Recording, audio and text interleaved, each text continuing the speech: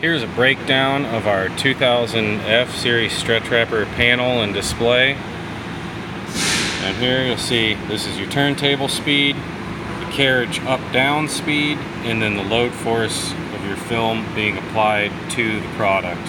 You have your start button, your reset button, emergency stop, then your power. Up here on the display, when you first turn the machine on, this is what you will see. You will be working in auto mode. You would hit auto mode, hit reset, let the machine reset itself. The carriage will come down to home. The turntable will do a revolution and come to home.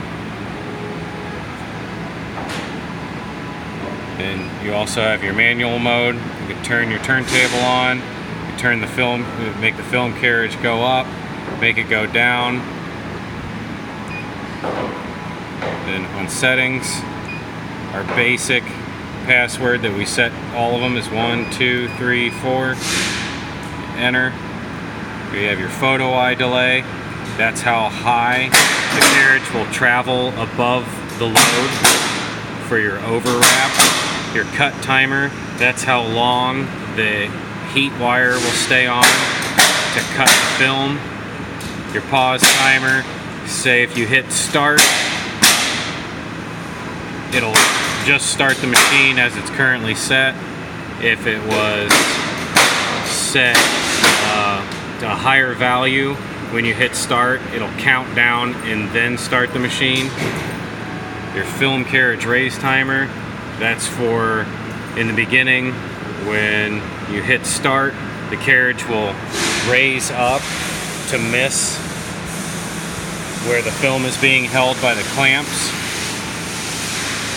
The heat press, that is how long the heat stamp is going to stay out and pressed against your product.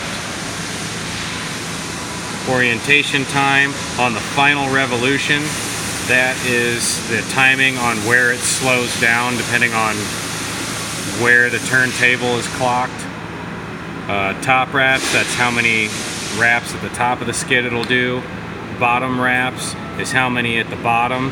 So it'll do 2 on the bottom and then 1 roping wrap. So you always add 1 to your bottom to take up for that roping wrap.